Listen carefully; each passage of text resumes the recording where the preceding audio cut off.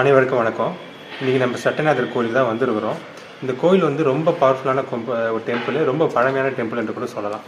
இது வந்து கரெக்டாக ஒரு 7th செஞ்சுரி, கிட்டத்தட்ட 1500 வருஷங்கள் வரைக்கும் பழமையான கோயில் சொல்கிறாங்க. சோழர்கள் கட்டிய ஒரு பழமையான கோயில் மற்றும் பவர்ஃபுல் டெம்பிள். குறிப்பாக சிதம்பரம் வரக்கூடியவங்க அங்கேருந்து ஒரு 20 கிலோமீட்டர் தான். நீங்கள் அந்த சட்டைநாதர் கோயில் வந்து சொன்னீங்கன்னா அங்கே இறக்கி விட்ருவாங்க. கன்ஃபார்மாக வந்து எல்லோரும் வந்து தரிசிக்கக்கூடிய ஒரு முக்கியமான ஒரு சிவனுடைய தேவார பாடல் பெற்ற ஸ்தலமாக சொல்லப்படுகிறது. ஏன்னா 274 தேவார பாடல்கள் பெற்ற ஸ்தலங்களில் இது 14வது முக்கியமான ஒரு ஸ்தலமாக இருக்கிறது.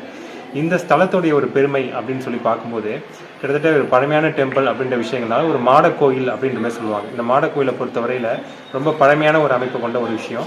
அடுத்தடுத்து மாடமாக பல தலங்கள் என்பது போய் கொண்டே இருக்கும். இதில் குறிப்பாக இந்த இடத்துல வந்து மூலருடைய பெயர் பிரம்மபுரீஸ்வரர், குறிப்பாக தோணியப்பர், இப்போ சட்டைநாதர், இது போல் பல பெயர்களில் வந்து மூலவர் வந்து பெயர் கூப்பிடுவாங்க. தாயோட பெயர் பெரியநாயகி அம்மன். இதுக்கு வந்து பார்த்திங்கன்னா இந்த பெயர், இந்த ஸ்தலத்தோட முக்கியமான ஒரு சிறப்பம்சம் அப்படின்னு சொல்லி பார்க்கும்போது, அதாவது திருஞான சம்பந்தர் வந்து ஞானப்பால் குடித்த ஒரு சிறப்பு வாய்ந்த ஒரு ஸ்தலமாக பார்க்கப்படுகிறது.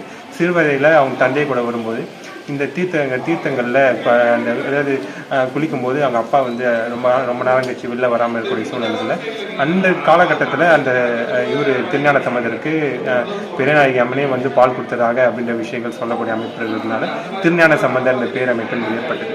இன்னும் குறிப்பாக இன்னும் பல முக்கியமான பிரம்மர் வந்து பார்த்தீங்கன்னா சிவன் அந்த இடத்தை வழிபட்ட ஒரு குறிப்பு இருக்கிறதுனால பிரம்மபுரீஸ்வரர், இது போன்ற பல துன்னம்பிக்கைகள் நிறைந்த ஒரு அமைப்பாக இருக்கிறதுனால ரொம்ப பவர்ஃபுல்லான ஒரு டெம்பிள்.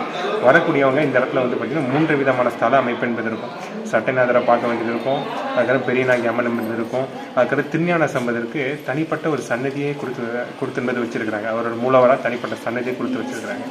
குறிப்பாக இந்த ஸ்தலங்களில் வந்து பார்த்திங்கன்னா எதுக்கு முக்கிய ஒரு பெயர் பெற்ற ஒரு அமைப்பு இருக்குன்னு சொல்லி பார்க்கும்போது, அதாவது குழந்தை பேர் இல்லாத பிரம்மபுரீஸ்வரர் அவர் தான் ஒரு உயிர் உருவாக்கத்துக்கு காரணமாக இருக்கிறது.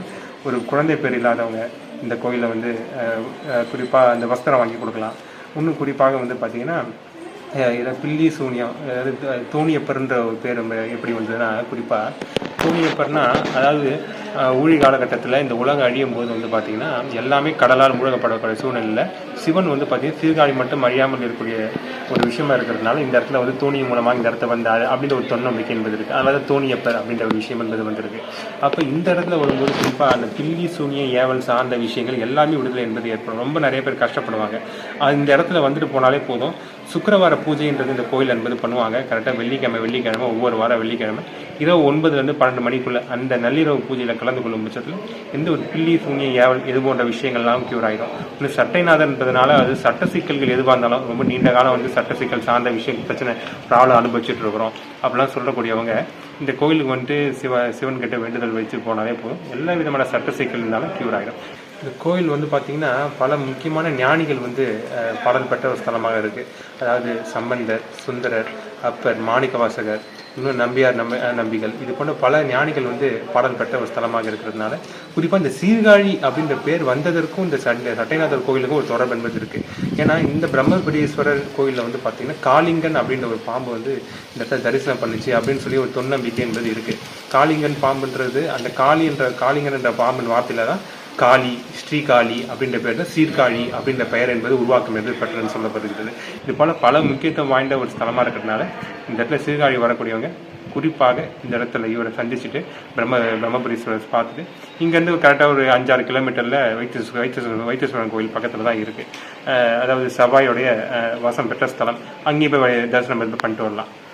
நன்றி, வணக்கம்.